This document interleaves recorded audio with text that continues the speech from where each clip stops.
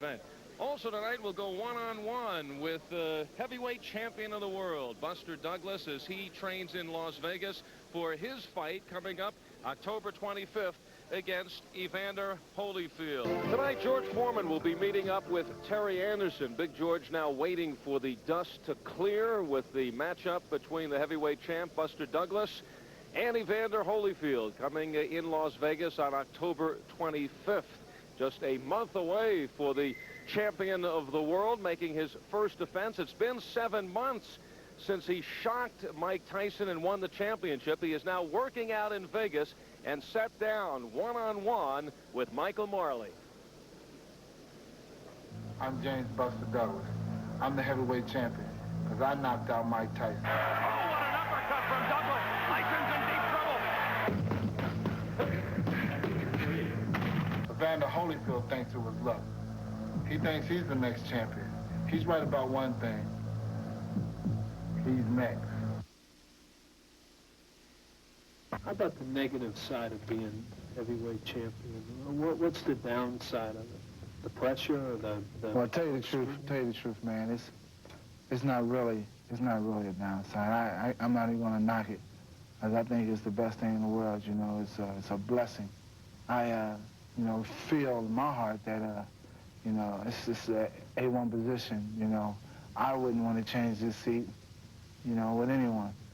Holyfield's theory seems to be that he can absorb punishment from you until you either tire or just wear out. Can that possibly work?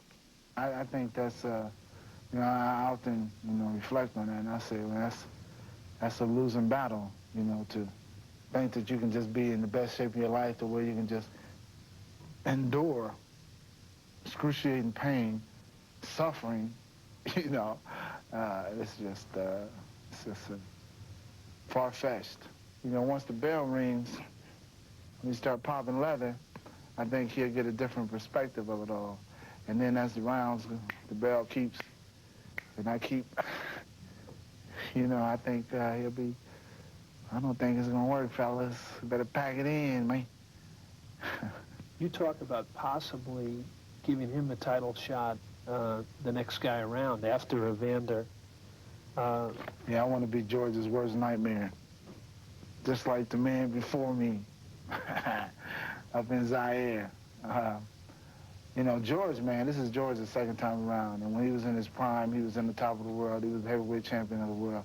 But I don't think he was really too used to being in the limelight. It was a thing that he wanted to just be left alone and just come, fight, and be left alone.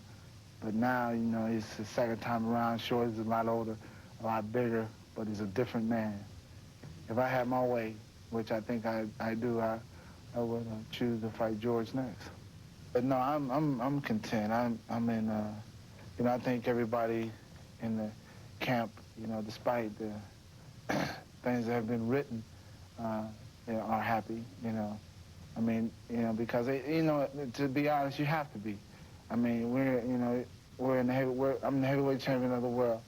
We're at the top of the game, and it's a thing of accepting roles and, going on with it. Things have changed a great deal since, the last fight.